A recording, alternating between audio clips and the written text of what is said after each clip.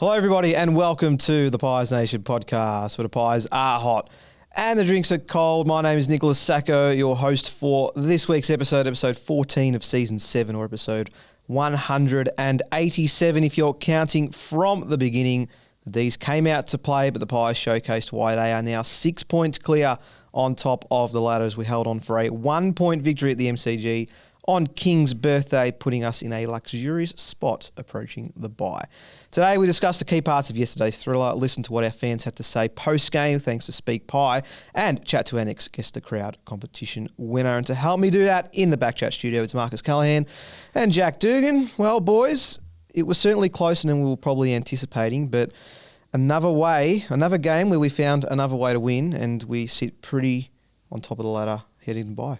Nico, Jack, great to be back with you. Yes, yesterday was an iconic day, really, when we think about football history and what the match meant beyond just the 4 points and incredible scenes before the game. And really, I felt the match was played in the spirit of the occasion. So fantastic that both teams came out with a lot of grit, and just fantastic, Jacko, we could get the win. Yeah, for sure. Echo those sentiments, Nico. Blessed that the Collingwood Footy Club can be a part of such an amazing day. Credit to the Melbourne Footy Club. I think they do an amazing job with Neil Danaher and the Big Freeze and really pumping that up as we do. We play our part year in, year out. So amazing, and I dearly hope that's not the last time we see Neil Danaher on that stage. But really amazing scenes before the game. Really said at the time, Fly said it after the game, it felt like a bit of a Teddy Whitten moment, of course, way back in the State of Origin game. But yeah, shout out to all those involved with Neil Danaher and the Fight MND Foundation. But to the game, it was a game of moments, Nico. Yes. Despite probably the Melbourne Footy Club and a lot of their supporters feeling like they were a bit hard done by, that they had the rub of the green, the better of the game, I should say. For the most part, I felt like when the game was there to be won, certainly in the last quarter, in the last 10 minutes, the better side stood up and managed those moments to perfection. And that was, once again, the Collingwood Footy Club. We're making... It's not a habit anymore. It's a ritual almost. I'm getting a little bit sick of it, but wouldn't have it any other way. What would you say? Why would you be sick of it? Well, it's just the heart palpitations in the last quarter. It's no good for my physical or mental. We've had a pretty good this year. Well-being. We've had a pretty good this year. Yeah, wouldn't mind if we can continue the trend of what has been so far this year, winning games by more than under a goal. Yeah, I'm glad you brought up the pre-game as well, Marcus. The sliders were all fantastic. Great to see Dakes all dressed up as Heath Ledger and the Joker. That was all pretty cool. But yeah, the guard of honour they gave Neil, getting both clubs, the umpires and everyone on their feet, all 70-odd thousand of them there. Yeah, it was a pretty surreal moment, and you just sort of it brought a bit of perspective into what we were bringing there and what we were doing on Monday. So fantastic, and as you said, Jack, hopefully he still gets to represent himself in person for many years to come. But let's fire away to what took place yesterday, and we start as we always do with the pie that caught your eye. I reckon there were, again, plenty to choose from this week, for good or bad potentially. But Marcus, watching from the Pine, I'd like to see where you went this week. Yeah, look, it was more the pie that caught my eye for a moment of brilliance, and winding back the clock, it was the moment that Scotty Pendlebury faked one way and then just went straight out of the centre square. Like, wow, just to watch him really take the game as if he still is in his mid-20s at the age he is a sight to behold. And, of course, he handballed off to Beau McCreary, who slotted a beautiful goal from outside 50. We love that. But, yeah, once again, I know Pendles is still got those question marks in media circles about can he keep going. He absolutely can, and I just think we're managing him to perfection at the moment. Close to 30 touches yesterday, and without any leadership responsibilities, now one of those legacy leaders, as he's known within the four walls. I think he's just doing incredible things for our youth, but still has plenty of polish himself, Jacko. Yeah, absolutely. He was massive, as I said, game of moments, especially in the last quarter, and our whole heads once again stand up. Scotty Pendlebury, a big part of that. That goal as well, we'll not forget, came straight after a Melbourne goal. So to able to get a centre clearance straight away and hand it off to Beau, who finished a really big long bomb, making a habit of that this year, Beau McCreary. So hopefully that can continue. But yeah, echo Marcus's sentiments there, where he's just so valuable at this stage of his career, and it's unbelievable.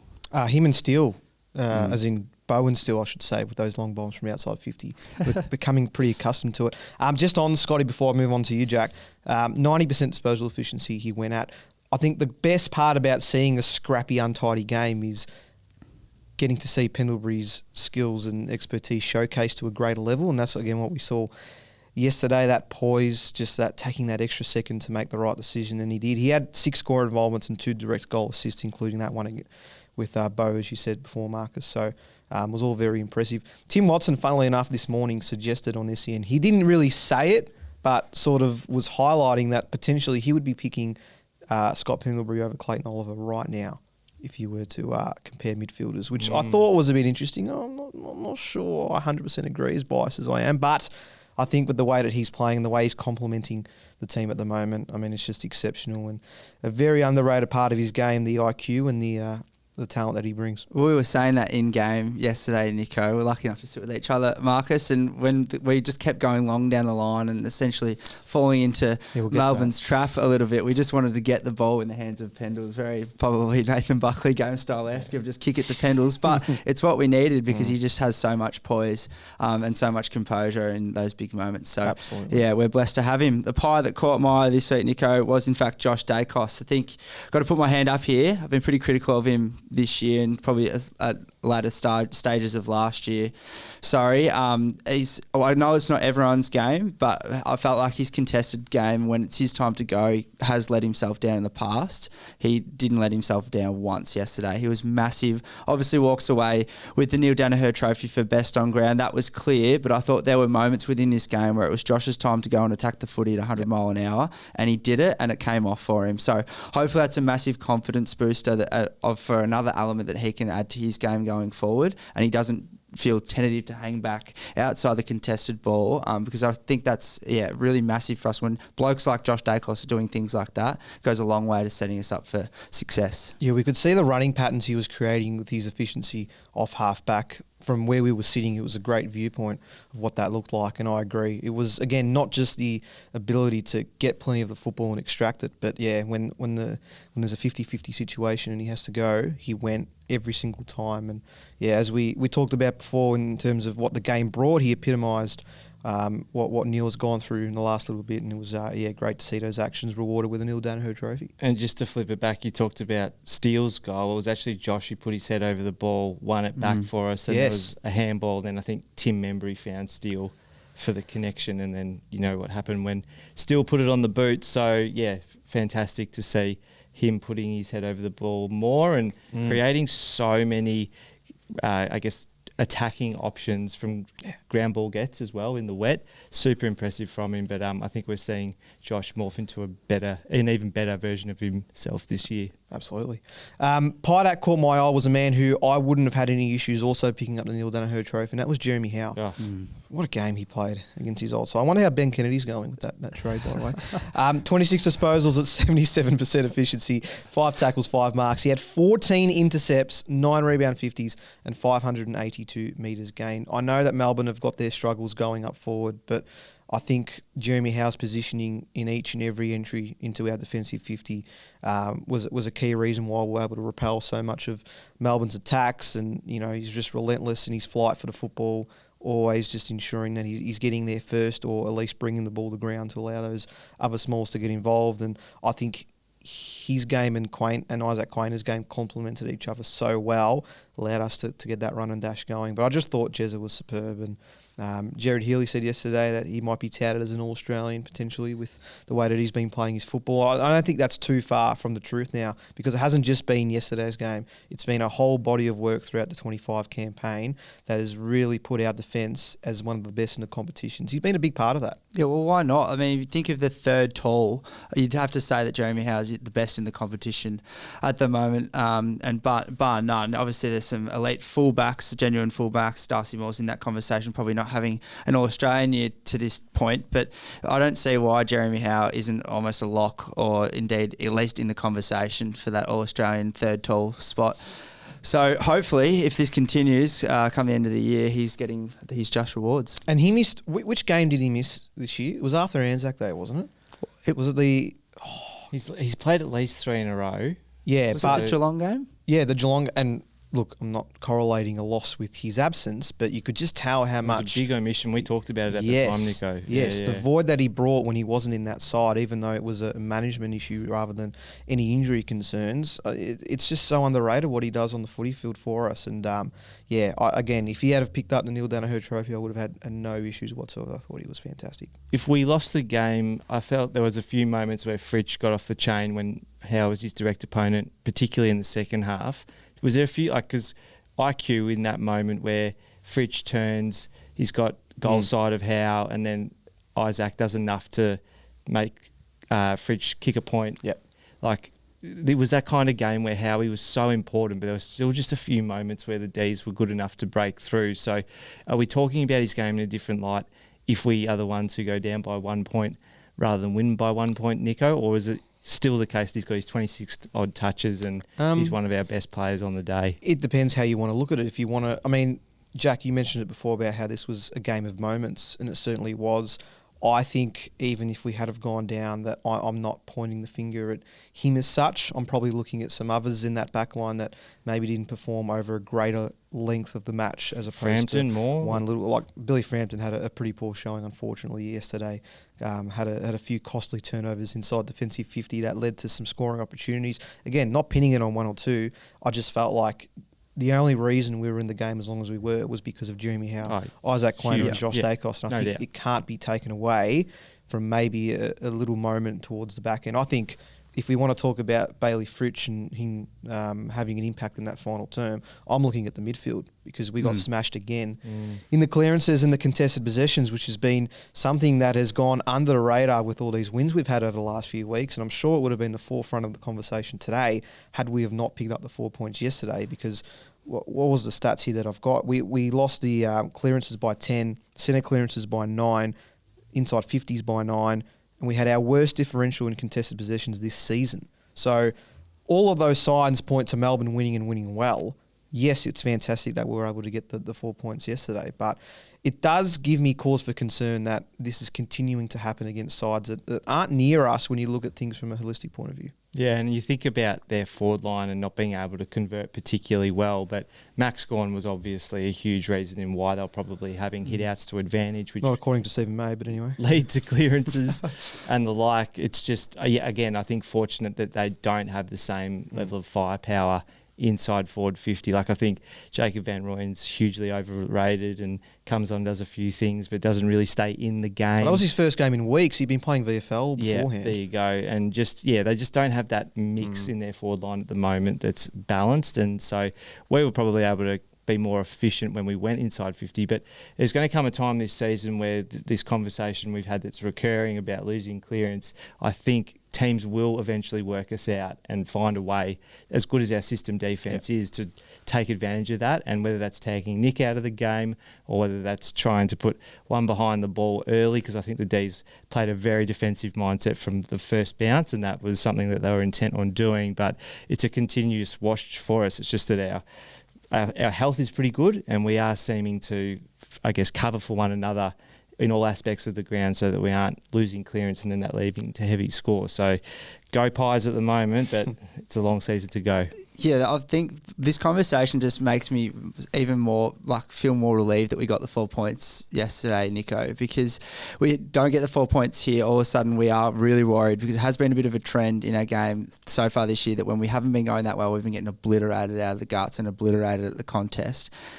Bit of perspective here as well. Melbourne came into this game needing to win. There was no doubt about it. Season on the line. So they were going to always come out hot. They will come out fierce. And to their credit, they were hot and fierce for the majority of the game, as I said, probably until the last 10 minutes where they lost their composure a bit. But the fact that we still get these 4 points, we can now have the week off, and you look at our list of ins to come in, I think that midfield issue can be quashed pretty bloody quickly when you've got the likes of potentially a really fit Jordan De Goey coming back into this side after a prolonged rest, and a Tom Mitchell from all reports, who was dominating contested ball at VFL level. So that makes me excited that we can fix this. Ned Long's obviously done an amazing job up until this point in the season. So if you just start adding little bits of personnel into that midfield mix and just get it right, much like how Melbourne have their woes with their forward mix. I feel like our problem at the moment is just getting that centre bounce spot on. So that's something we can tinker with in the latter half of the year. And we've got some games, without sounding arrogant, we've got some games after the bye that we're going to be afforded the opportunity. And that this win this week allows us to do that, because all of a sudden the pressure's not on the game against St Kilda, it's not on the game against West Coast. Yep. So we can just sort of have a play around with that. Yeah, great point. And I thought Ned was still pretty serviceable again yesterday. He's amazing. Fantastic moments. Melbourne certainly did come out to play, and their ferocity on the contest was pretty noted from the opening bounce. But I also felt like, you touched on it just before, Marcus, them tactically were able to force us into some areas that we weren't too comfortable with. And we're talking about going down the line, which we've done at times this year to our benefit. But the problem was when you've got Max Gawn, Stephen May, and Daniel Turner, who I thought was just about Melbourne's best player. Lever as well. And Lever, of course. I mean, we played it into their hands where we were forced into going deep inside 50 instead of looking for the 45s, which we didn't really do, Jack, until the last 5 or so minutes of the game when we sort of had to attack the game a little bit more. But very, very much a credit to the Dees for forcing us to win the game in a different light. One stat that I mentioned to you, Jacko, at three-quarter time yesterday, which I was astounded by, every score we had up until three-quarter time was generated between the arcs. So no scores from forward 50, which we pride ourselves on with the ability to keep the ball inside our attacking half, and no scores from defensive 50. Another big part of our game is the fact that we can transition the ball so well from a defence to attack. No scores coming from those areas up until three-quarter time. So Melbourne did a hell of a job to quell our influence in those areas and force us to slug it out and ensure that we were going to be put on the back foot. Fortunately for us, we just play these situations so well and we're able to produce a pretty important final quarter and kick some crucial goals. And it seemed to me that they were looking for a low-scoring affair, and I think the weather conditions also played into us perhaps not taking as much risk through the corridor, because obviously we have been pretty good by foot, I think, and also our forward handball game, when we choose to go through the guts, has been exceptional at times this year. But on a wet deck, it was obviously not particularly good conditions for trying to create those sequences. Perhaps that was another reason as to why we were kind of, it's like our D versus their D for like a large chunk of the game. It was a bit boring at times as well. So who's going to mark it from their defence, who's going to mark it from ours? And I think it was Stephen May predominantly at one end and then Jeremy Howe at the other, creating those rebounding opportunities, but a lot of stoppage, a lot of throw-in, a lot of insufficient intent, Jacko, some dubious calls to say the least. But I think Melbourne got the game that they wanted tactically. We were just lucky to come out on top. Yeah, for sure. I think the way the game unfolded as well, as you said, Nico, shout out to Melbourne's defence. I mean, it's the big reason why they were so successful in 21 and the years sort of preceding that. And when Lever, May, and now Turner are able to work in the system that they do, that it seems impossible, that last kick inside 50, to try and even just bring the ball to ground. It seems so hard. And as the game unfolds, it felt like we were looking really dynamic, as we have so often this year, leads going out everywhere. But as our confidence got sort of lessened by May taking the intercept marks, by Max Gawn working his butt off to get down and get the outnumber, we sort of started defending their defenders. Yeah. And then all of a sudden you're worried about what they're doing, marking it, and not even worried about getting the ball to ground. And then all of a sudden Melbourne are away and they've cleared the ball once again. Marcus was spot on as well. It was a game that was played between the team's two defensive 50s, and it was just going to be who blinked first, really. And to be fair, early stage of the last quarter, I thought it was going to be us. And you mentioned it before again, Marcus, but thank goodness for Isaac Quainer running down Bailey Fritz. That was almost good night nurse, I thought. When Melbourne were really coming, they were coming hard. Still got the Cozzy Pickett amazing goal a few minutes later, but that was just a real sort of easy out the back goal that we were able to stop, and probably ended up shifting the momentum of the game in retrospect. And we thank Cozzy for not giving the ball back to Nick, by the way, in that second half, to ensure that he got the goal and got us going. Speaking of worrying about what other people are doing, I wanted to touch on this Nick Dacos at Langdon tagging situation, because it's been a hot topic of the post-match from the Dees game, and Simon Goodwin made some pointed comments post-match about how he felt that he was umpired differently after half-time, which allowed Dacos to win some more free kicks, which was absolutely ridiculous for him to even be saying. But beside the point, there's been a lot of conjecture about if it actually worked, if it did quell his impact. I mean, you can argue, of course it did, because when you set the high standards that Nick does, and he's averaging 30-odd disposals and having multiple clearances, which he still did yesterday. You can look at it in that way, but you look at the other side of things, and you've had a solid performer in Ed Langdon in the last few years, sacrifice his game and finish with only 4 touches and pretty much no impact with the ball in his hand. I mean, what's the balancing act here, and how did you view that matchup throughout the match? So are you saying Goody felt that Nick was umpired differently? Yep. Were there any other players who had a bloke hanging off him for 4 quarters? I didn't see anything running around yesterday. I think only when they went down the race, he finally let go of him, I'm pretty sure. Yeah, just after the presentation. I thought let go so. of his shorts. Yeah. So I know Nick's got the 5 free kicks, but Lee Matthews on the couch last night said that in the first 30 seconds of the game, that should have been called. Nick should have been, the whistle should have gone. It took about 5 to 10 minutes for the first one to come, yet there was probably 30 that weren't called, Jacko, and he gets 5 free kicks. So it looks like he had a good day at the office with the umps, but it's not the full story. No, absolutely not. Go back. I watched the game just before we came in again on the replay, Nico. The first free kick of the game, it's just after the ball's been bounced. Clayton Oliver gets half an arm across his waist here. And it's paid a free kick. Okay, fair enough. If that free kick was paid to Dacos in the first quarter, he would have had 30 at quarter time. Yeah. I'm serious. It's just unbelievable. So, look, I actually don't mind it. It was a real big throwback to the old style tagger, the genuine hanger-oner, and I don't care about how much footy I'm getting. Brent McCaffrey style. Calf on Cochin was the first thing I thought of when I saw that, 100%. And so I don't mind it because, and we know our system, we plan for this every week. And so I like how Nick and us, we just get on with the game. I feel like sometimes, and sorry for mentioning to this producer Rob, but when you watch sides like Essendon and they tag out blokes like Zach Merritt, you feel like Essendon have no potential way to win a centre clearance whatsoever. Now, we have our centre clearance whereas we've put our hand up for that already. But you just feel like when Nick gets tagged, we're just like, okay, that's happening. We're going to continue on playing our system and still doing our best. So it's an interesting watch. It's an interesting battle for Nick now to work through that, another phase, another in his development and his career. But I didn't mind watching that contest yesterday. I know there's a lot of people up in arms about how much he was holding on to him, but it's good theatre. It makes for good watching. It was sort of the game within the game, if you like. Yeah. And I think Nick will be better for it. So can we see this happening more throughout the rest of the season if other clubs feel like this is the way to get a hold of him? Where the tag is that heavy for that long? Well, I think, again, credit to Melbourne for identifying, because I don't think Ed Langdon's a known tagger as far as I'm aware. They've used multiple taggers throughout the year, Melbourne, in different situations. Credit to them for identifying an elite runner to go with an elite runner. I just felt the way that it was officiated was a little bit dubious when you looked at just how much he was hanging off him. Like, I'm all for getting physical at the stoppage. I'm all for trying to block runs around the ground. But this just seemed to go to a level that I hadn't seen before, to be perfectly honest with you. The part that frustrated me from our end is that we've seen tags throughout games last season and this season in particular with Nick, where we've been able to exploit the opposition elsewhere.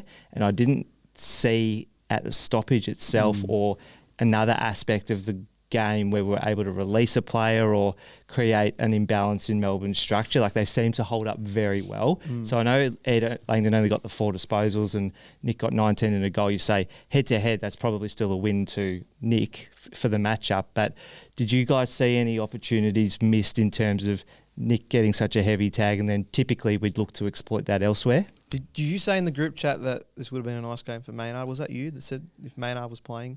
He might have run through Langdon in that's my whole. the first quarter. Before I answer that, I'm sure players hate clubs. I don't think a player hates Collingwood more than Ed Langdon. I don't know what it is. In the last few years, that duck comment, and then the way that he was.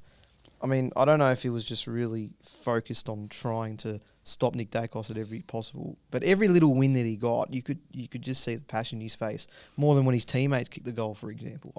Anyway, that was just a little thing I found out. To answer your question, I don't know. I think if you're looking at individuals specifically, I think we could have utilised Bo a little bit more in the midfield. He had some nice moments, but maybe just felt like he wasn't able to run through there as much as we potentially would have liked. Maybe we just needed some more ferocity at the contest. I mentioned the contested possession stats before. Maybe if we just had to put a little bit more effort there, they might have had a bit of a different outcome. But I don't think Fly's one to sacrifice his system too much in terms of trying to move the magnets around so early in the piece.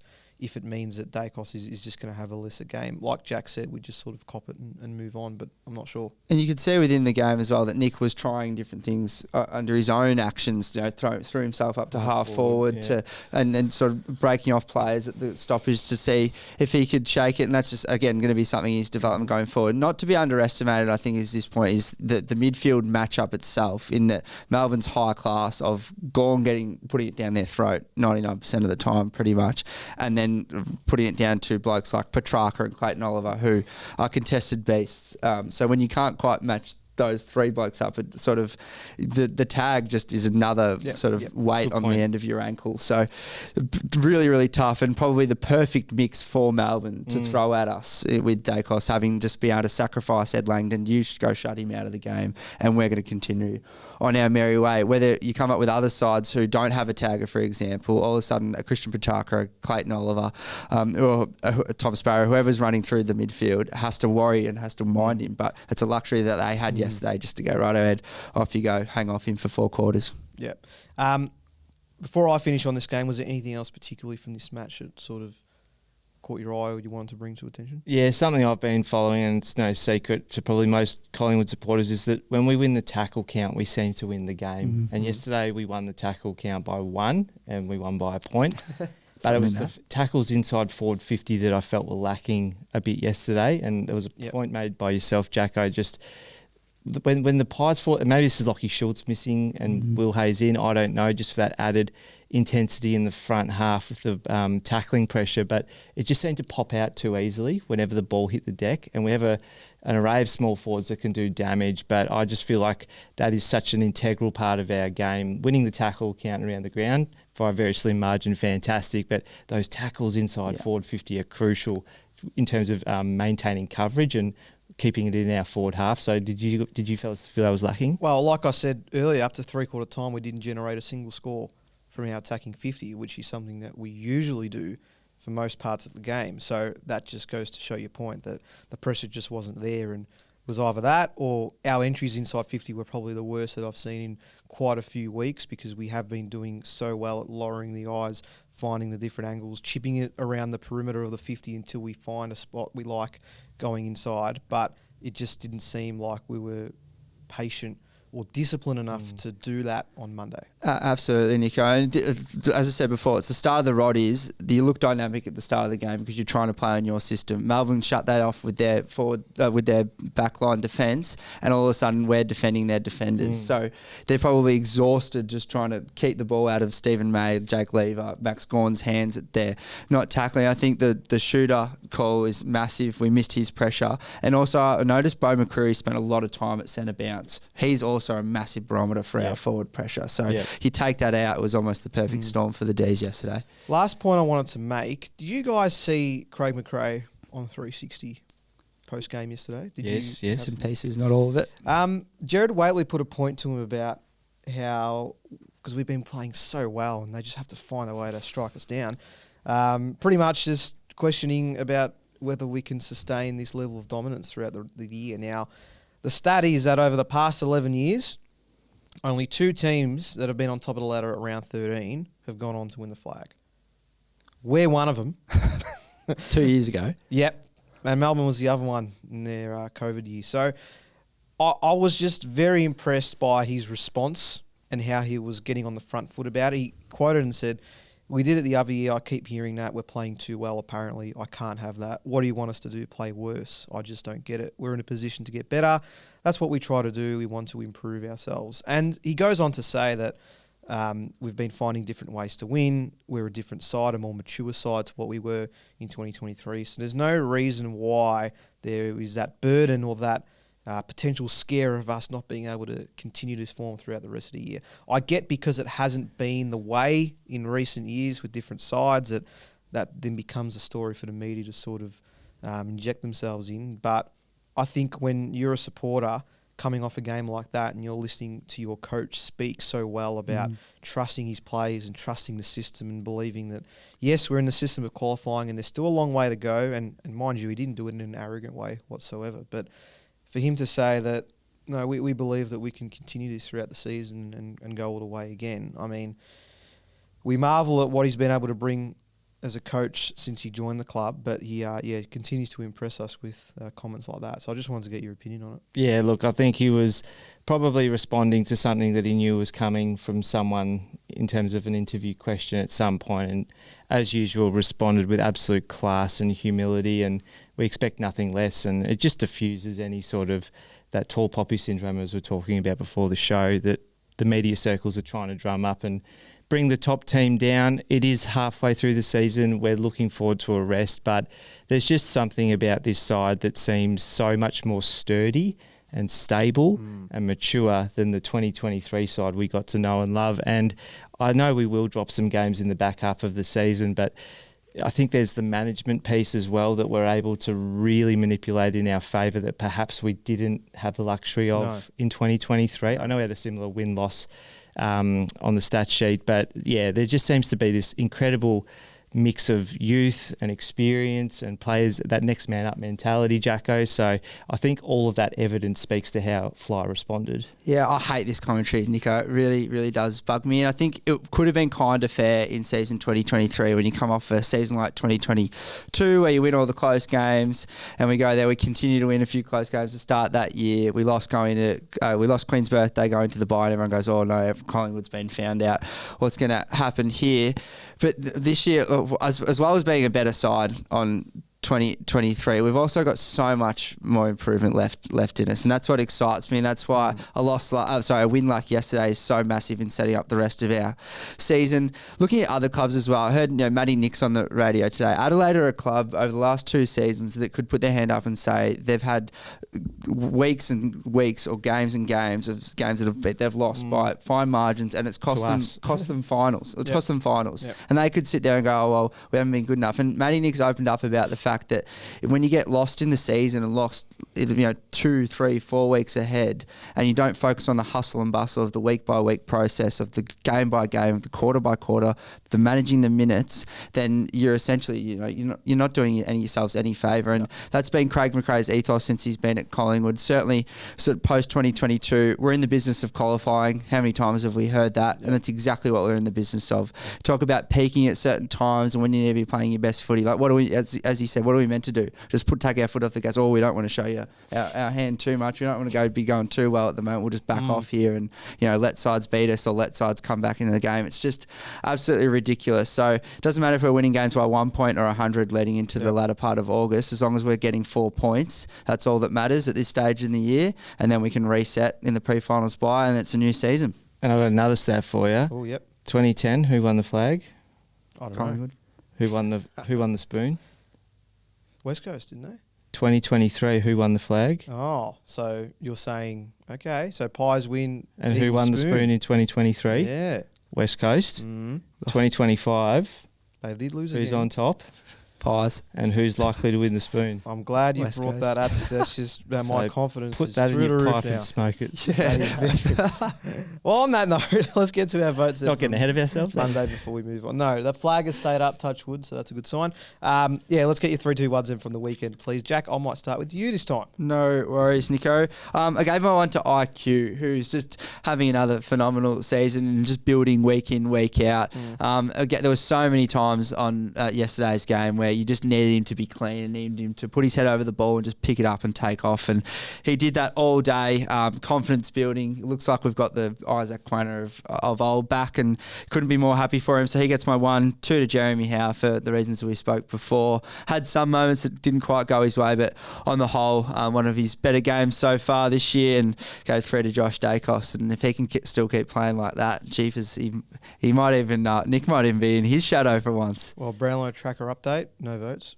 No votes this week, so stays on the 14. I've had a look at some other betting agencies and that sort of thing. Not that I gamble, but they've got him on like way more votes than I currently have. So it'll be very intriguing to see how the count goes. It would be so ironic if you win, somehow wins the Brownlow this year, despite being probably the best player in the comp last year and having claims the year before that in a season where we don't wrap him up and don't think that he's having dominating games every week in, week out. Good. That's how we want it. We'll We'll keep it that way. That's fine.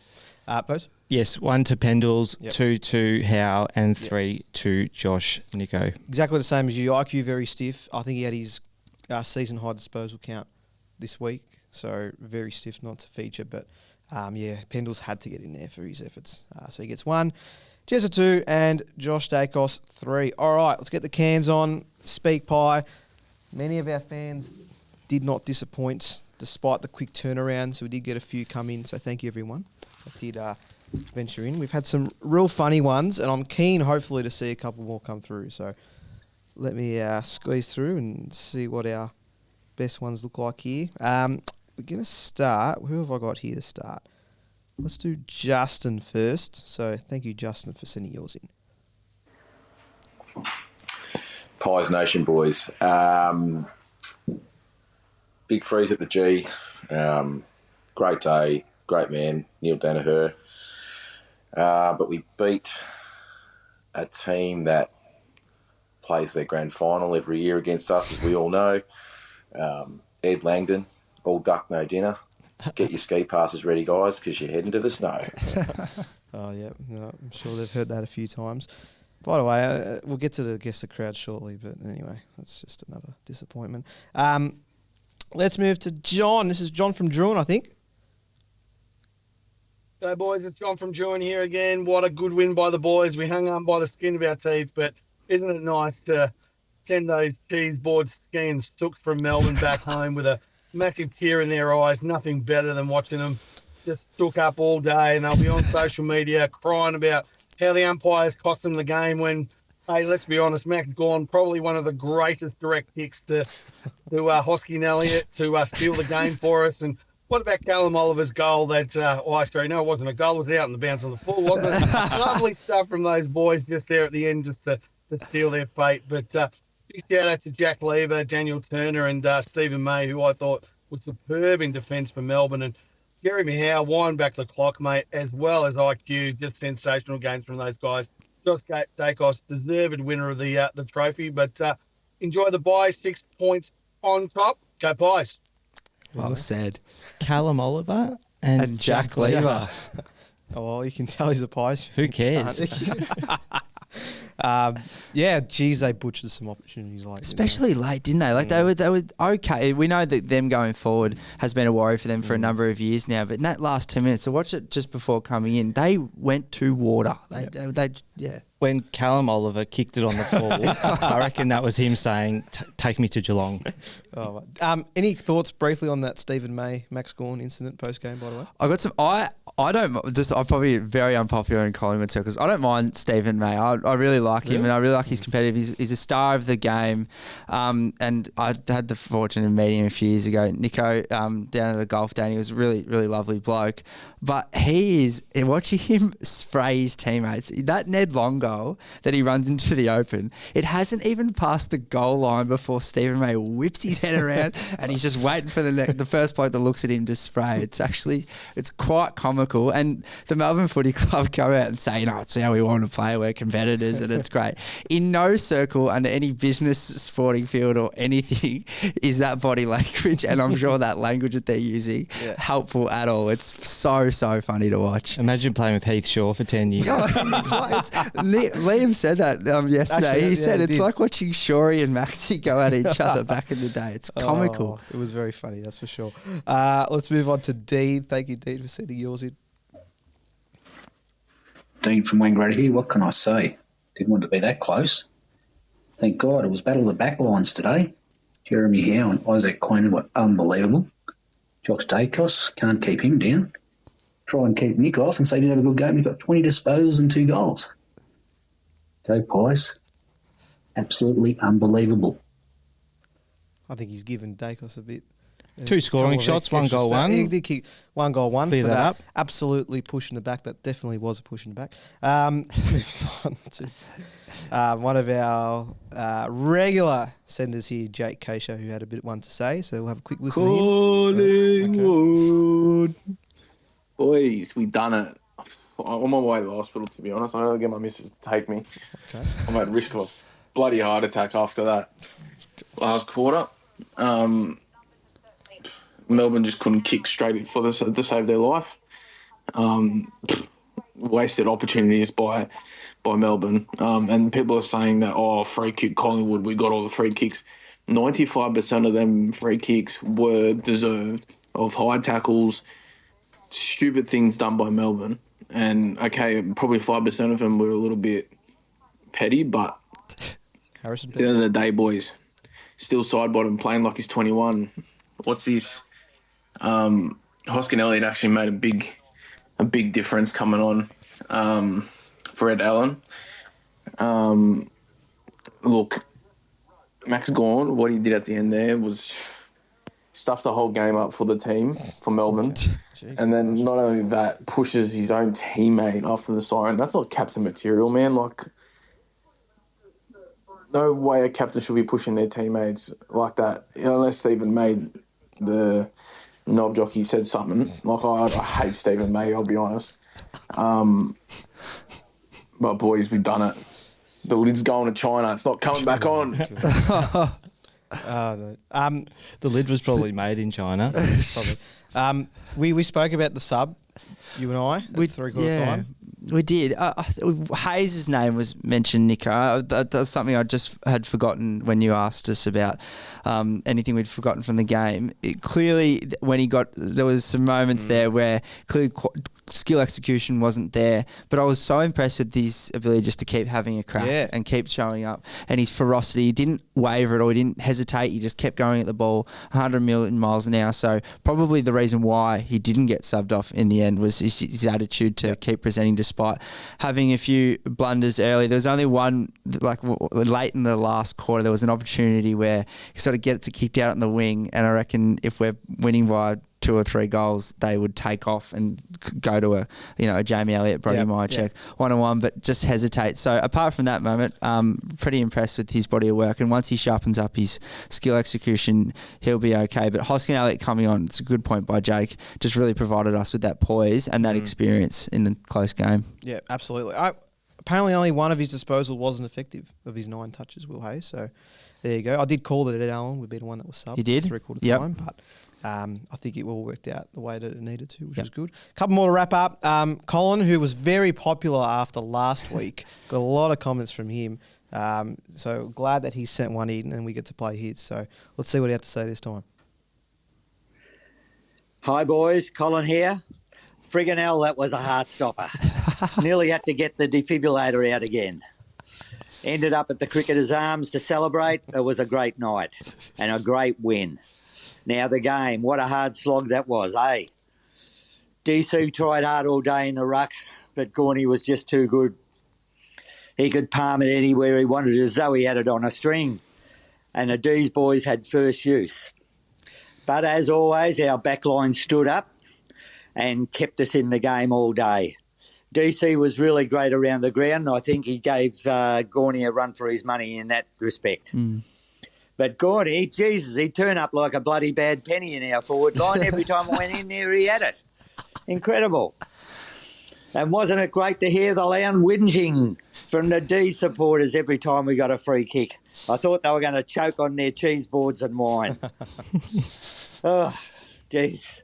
They certainly did their homework on us and they clogged up our lines, but we did what great sides do and found a way to win. We will rest and reset with the bye and coming out firing and fighting. That's it, boys. Go Pies! For those that missed it last week, he's 72 years old, and that's one of the most passionate Pie supporters. Now it's 2 weeks running. Very impressed. Hopefully he becomes a regular. That'd be good. Reckon we might hear from Colin again. Yeah. That's good. So we should. I'm going to finish here with Jack. So thank you, Jack, for sending yours in. No worries. It's fucking insane, isn't it? Insane. On our way to the pub, few beers, pies winning, hot pies, black pies, cold beers. Woo! Yum! Yeah, mate. Oh, remember this, boys. Bobby Hill. Bobby Hill, Bobby fucking Hill. Na na na na na na na na na. Bobby fucking Hill, Bobby Hill, Bobby fucking Hill. So do other parents. Guess it was his 100. He just went straight into it. I hope that wasn't in the Uber or the taxi. The driver would have been it all sorts listening to that. That was very good from Jack. Thank you. Oh, Wow. there we go. Nice way to wrap that up, SpeakPie. Thank you, everyone that does get involved. We'd love to play more, but we'd be here for hours. Is there more? Was there? There's heaps more, but Wow. yeah, I'm telling you, we'd be here for a while. Maybe we have to make it a separate little video series down the track because there's been so many that have come through. The singing and any sort of creative 100%. flair will always be prioritised for anyone listening. So that was very good to end. That is what we want.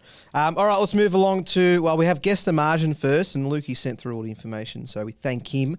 Only one person tipped us to win by a point, and that was Nico, not me, unfortunately, on Instagram. He said Pies by a point, so well done for getting the margin right. Obviously, he thought it was going to be a pretty close one. Guess the crowd. God, I really thought we were going to hit the 80,000 mark, considering the hype they were trying to build around the day as well, and they weren't able to do so. So it was a bit disappointing, considering as well that it was sold out again, and a lot of members were able to miss out. That is so disappointing, and a really disappointing part of the ticket system. We've spoken about it before. I don't want to go back too far over it, but there's a lot of people that wanted to go to this game, want to go to many games across around a footy, but don't get the opportunity to because Ticketek says it's sold out. And then when you see that there's 25,000 seats that are empty, we know there's got to be certain provisions made for the MCC, which sort of writes itself off. But you look around the ground where we were sitting, Nico, up the top deck, certainly on the third deck on the other side of the ground was empty. So, yeah, super, super disappointing. A lot of people might have gone away this weekend, but, yeah, they need to quash that quickly to try and get as many people into the game as they can. Make it our home game again. It would solve all the problems. Anyway, speaking of the guest crowd, we're going to chat to Brooke, who was the closest. So thank you for sending that in, Luke, for all the info. And for Brooke, let's have a very quick chat. As our guest the crowd winner again.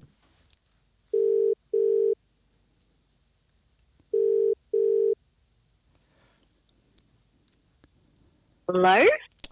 Is this Brooke? Hello. It's Nicholas from Pies Nation here. How are you? Hey, good. How are you? Good, thanks. Well done. And congratulations on being our guest the crowd competition winner for this week. Were you one of the 70-odd thousand that made your way to the G yesterday? Unfortunately, I wasn't. I was meant to go, but I ended up just sticking and watching it with the family this week. That's okay. Nothing wrong with that. It was our fellow man here, Marcus. He also sat on the pine. But tell us, how did you view the game from your perspective, watching it on TV? A very gritty performance, but found a way to win. Yeah, it was. To be honest, not overly massive fan of the performance we put out. But, yeah, like I said, I was watching it with my family, so I was a bit preoccupied. Normally I sit and study and watch the TV like you don't know what. But, I'm actually kind of spewing. I hadn't had a chance to properly rewatch it and get a better take on it. So I can't really comment that much, to be honest. Brooke, just Jack here. Thank you so much for taking the time to come on. Just a question on maybe potentially looking forward. We try not to look too far forward. We've spoken a lot about sort of keeping this week by week, and there's been a lot of commentary around are we peaking too early? As a Collingwood supporter, how do you feel about where we are positioned right now? Look, I'm very happy with how we're positioned right now.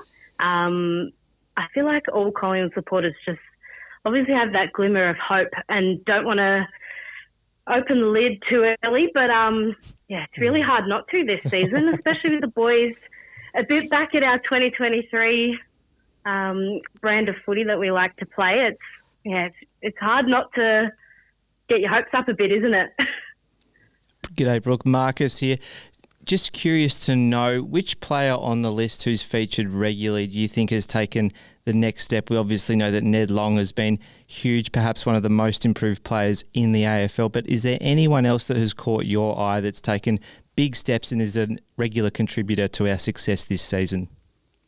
Yeah, it's hard to go past Steele. Like, he's getting on, but gee, he's performing so well, and week by week he's doing his bit, and I'm absolutely frothing watching him do his thing. But also I've got to add in there, Jamie Elliott coming out kicking bags each week is absolutely admirable. And got to mention Billy Frampton doing his job. It's nice to watch. You got the badge there, Jack? Yeah, I got the badge. He was very, very good for a lot of yesterday's game, Nico. Unfortunately, I think when we lifted, Billy perhaps fell off the perch a little bit. All Australian contention still, Jacko? All Australian credentials were right there, I reckon, until about the 10-minute mark of the last when he quarter. hit the Melbourne defender. And couple of moments I reckon Billy would like back, but putting together a nice body of work, and it's the positive signs are there. All right, we'll get the Brownlow tracker 100%. out next week. Now, Brooke, you said you didn't go yesterday, but it sounds like you're someone that does get to go to many games as much as you can. Tell us about some of your favourite games that you've seen the Pies play over the years. Yeah, I was absolutely waiting for this question. My most favourite game I went was the 2023 prelim. Nice. Unfortunately, didn't get to go to the grand final, but the prelim was just as good. Like, it was so loud. I ended up sitting with a bunch of randoms. My family was spread around the MCG, all in different spots. And yeah, 100%, like, best game I've ever been to. My heart is racing right now thinking about it, how good it was. So 100% that one. It's a great one to bring up this week, Brooke. Again, appreciate you didn't see all of the game on King's birthday, but there was no goals kicked in the last 10 minutes yesterday. No. Dan McStay kicked the final one for the Pies in the fourth quarter, and it was a lot like that GWS prelim where we were just winding down the clock, relying on our experience to get over the line. So some interesting parallels there, and let's just hope that we can continue to win more games by more than a point, because I think we're all sick of the heart attacks, eh? Yeah. Oh, so over it. Definitely right. Before we go then, so you mentioned favourite game. I'd like to get a favourite player. We haven't asked this one too often, but a favourite current and a favourite past Magpie before we wrap up. Ooh, current is hard. I don't know. Yeah, this season has to be, I reckon, Billy Elliott or Steele. And past, again, really hard. But I'm going quite recently. I love Nathan Murphy. I am a Nathan Murphy fiend. Again, missing him so much, watching him play. But, I can't go past him. He's absolutely legend. Geez, we miss him, don't we? We'd love to have him back out there again, Nathan Murphy. But a great shout, and great to have you on for our Guess the Crowd competition, Brooke. So thank you so much for joining us, and hopefully we get to be celebrating many more wins with you this year. Fingers crossed, yeah. Thanks so much for having me, boys. Love the pod. Thanks, Brooke. See ya. Bye. That was Brooke joining us as part of our Guess the Crowd competition. That could be you if you guess the crowd closest. So keep an eye out for the socials post before each match that Lukey puts out. Get your best shot at it, and if you are closer to the pin, that will be you joining us as part of their Guess the Crowd competition. I love backing over those close wins, Nico, and their favourite. One more jab at the Melbourne supporters, if I may. I love if the result went their way yesterday. That would be in like top 2 wins at the MCG in a lot of their supporters' lifetime. This one probably doesn't get in the top 20 of ours that we've had over the last 3 years. So just one more punch on the way through them. For them. Oh, that's very good. Oh, good stuff. All right, let's swing across. A couple more things we wrap up. We start, of course, with the VFL reports. We're out at Whitten Oval on Saturday night, but unfortunately just fell short against Casey. Marcus couldn't get the job done. Channel 7 blockbuster on Saturday night, Nico, which I know you're a big fan of course. But yes, unfortunately, the Pies trailed from the start to the end of this one, and the Dees got up by 9 behind, so they could have literally kicked a winning score by far greater than what they did. But 9 points to the good, unfortunately, for the VFL Pies, but for the full lowdown, over to the Surge. Very scathing report. Other having a quick read through here from Surge. He's been brutal in recent weeks. Yeah, he doesn't pull any punches. In slippery conditions, the Pies could not convert their inside 50s into scores. The Pies were breaking down across the half-forward line due to their poor delivery, bombing the ball long and making it difficult for their forwards to mark. When the ball did hit the ground, the pressure applied by the Casey defenders saw them cleared a defensive zone, taking intercept marks and winning the ground ball. Only inaccuracy by Casey kept Collingwood within striking distance, being by 8 points down at the first change. In the second term, Casey's hard tack on Tom Mitchell impacted Collingwood's ability to win the centre clearances and stoppages. Casey began to get the better of the Pies in the middle, and their constant drives forward placed Collingwood's defence under tremendous pressure. After half-time, as we tried by 10 points, Casey continued their dominance and stoppages. Their pressure, their smothering, and the Pies' run and carry game was non-existent. Casey controlled the territory battle, which made Collingwood defensive work defensive unit work overtime and force them into making uncharacteristic skill errors. Casey controlled the game, their inaccurate kicking still keeping Collingwood within reach, approaching the final term, with Mitchell being well held. Down 18 points as the last quarter started, the rain came down, and the Pies increased their pressure, and Mitchell finally broke free from his tag to combine with Ilary Smith and Harry DiMattia to win their share of centre clearances. A Cox free kick and goal outside 50 reduced the lead to 8 points, but the Pies ran out of time and went down by 9 points. Overall, Collingwood were unable to handle Casey's pressure and overcome the control of the territory. Disposal efficiency was very poor, below 65%. Far too many skills contributed to their inability to link up with forwards. And he's just put a note. Pies received a season-high 33 free kicks to 17 and lost the tackle count 68 to 74. Don't know why he thought he'd put that in this week, but I guess it's been a hot topic. But thank you, Serge. Very detailed as always. Very good from the Serge. And I think the Mason Cox one is an interesting call. I didn't think many of us, or perhaps some others did. Dan McStay was a surprise in for me for King's birthday. And I saw Coxie on the telecast during the first quarter just lying down on a massage bed, not really watching the game. So I was a bit perplexed about that one, Jacko. So I don't know if that means Coxie's doing a stint in the VFL and needs to work his way back into the side. But the Triple M's were back. We didn't talk about this earlier in the review, and I think they'll probably be the first choice forward line mix. Yeah, for sure. And there's no way I don't think that Mason gets thought about, especially what we were thinking the weather was going to be on Monday. We all thought it was going to be a bit grim and a bit dire, and thank God it stayed dry, because I think that helped us immensely. But it felt like at certain stages yesterday it would have been nice to have Mason bobbing up in that forward line that with that extra height, but not to be. And I'm sure he'll get his opportunities a little bit down the line. But the Triple M's were the forward mix that we started off at the start of the season with, and I'm sure we wouldn't want to keep it that way for as long as possible. Well, I think the only thought about Cox coming in against Melbourne was with the Gawn factor and just trying to nullify him, because he has done that at times throughout his career. But if McStay was fit, I'm glad they played him. He got through it unscathed. Now he gets to bye, reset, get ready for a big second half of the year. VFL have a bye. Correcto. So that'll be nice for us to have a break. The VFLW girls had a bye this weekend. They're playing Essendon this upcoming, is it Saturday that I've just got here? Yeah, that upcoming game against the Bombers is Saturday at the AIS at 11:35 a.m. So get down there if you want your Collingwood fix this weekend. All right, I'd usually have a game, but I need a break because I need to come up with some new ones this week. So I'm going to pass it for now, but maybe use this bye week to just get the gears going. Brush up. And get some niche, unique Collingwood players going through to mine, because I've got a few things up my sleeve to maybe palm towards you. But bye week, boys. Any big plans? No, absolutely not. I was having a look on the way home yesterday to see if there was any games of footy sort of worth going to get my fix, but I think I might give it a miss. Not too many hot games in Melbourne this weekend. So I reckon next week will come around nice and sharp. It's Tuesday today. Weekend of footy will be here in 2 days' time, and all of a sudden we're looking forward to the Saints next Saturday. We aren't at the G until July, Nico. So at the Val for a couple of weeks against the Saints in the West Coast. So there's not many. Who are the Bombers got? Cats. No, we're not going to watch that. That's not. Yep, Marcus. I might just watch the Hawks replay, I reckon, start to finish. Oh, yes, very nice. I like that. All right, well, that might do. We'll have an episode for you in some way, shape or form next week, so keep an eye out for our socials for that.